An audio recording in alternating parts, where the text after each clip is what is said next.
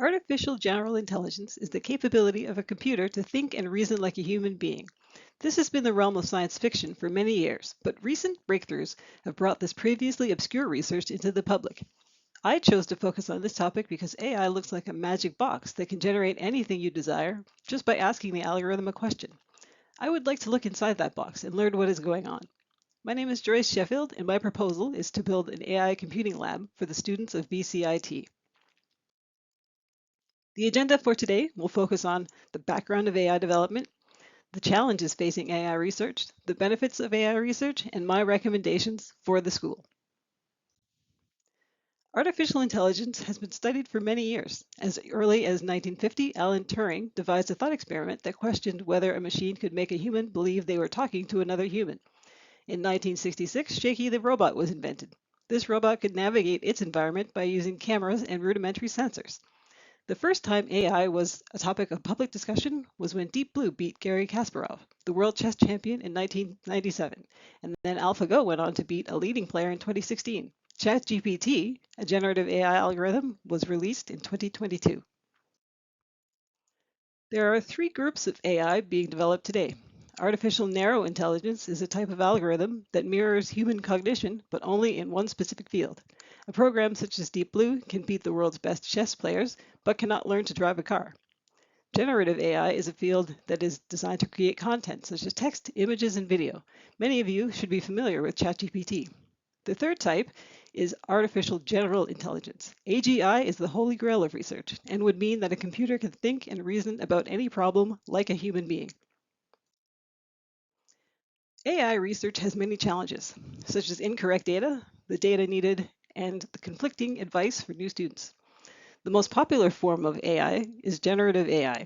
This text-generating algorithm does not actually know things. It is predicting the next likely words based on your query. It can seem remarkably accurate at times, but has been known to make up text.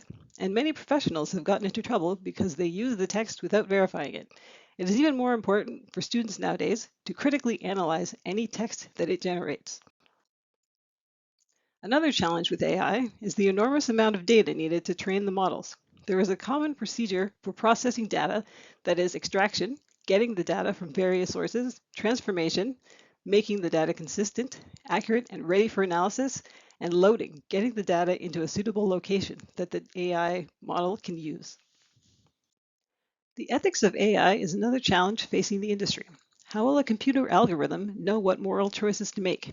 Companies are often torn between doing what is best for itself and then prioritizing the public good. Students are getting conflicting information about what types of programs to enroll in the wake of artificial intelligence being developed. However, students are still enrolling in computing programs at record rates in Canada. According to Statistics Canada, between 2018 and 2013, student enrollment in math and computer science program has risen from 101,000 students to over 142,000 students.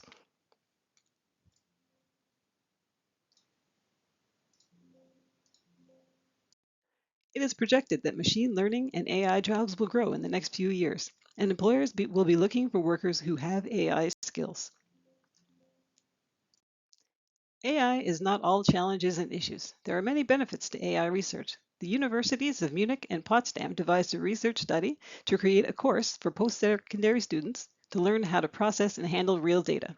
They used drone photography to look at images of the Extall River in BC after a flood to identify deadwood. The students were able to use their theoretical knowledge and use it in a practical project involving hardware and software implementation.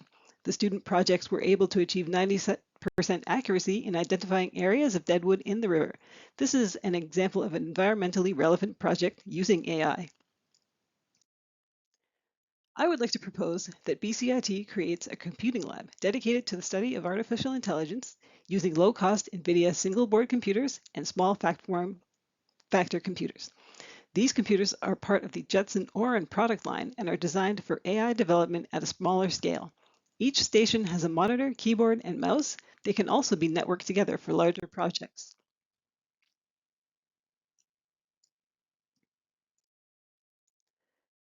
In addition to low-cost computing hardware, the lab could also make use of open source software.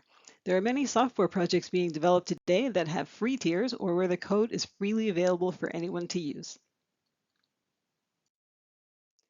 The computing lab would be equipped with 20 single-board Jetson Orin Nano development kits and one small form factor Jetson AGX Orin for use as a controller for the other computers. There is even enough money in the budget for spare parts in case of maintenance or damage. These computers can handle many AI tasks, although at a slower pace than million-dollar data centers. Students will be able to do such tasks as image classification, object detection for security cameras, and generative AI text like chatbots. Students can also create projects that use the AI computers to interact with the physical environment. Students can build small robots and simulate factory conditions with motor controllers. It may seem like AI is out of reach and unaffordable to most people, but we have seen that there are low-cost alternatives that would allow our school to start learning with a minimum investment. I hope that this project will spark some interest in the field and get you to think about the future of AI at BCIT. Thank you.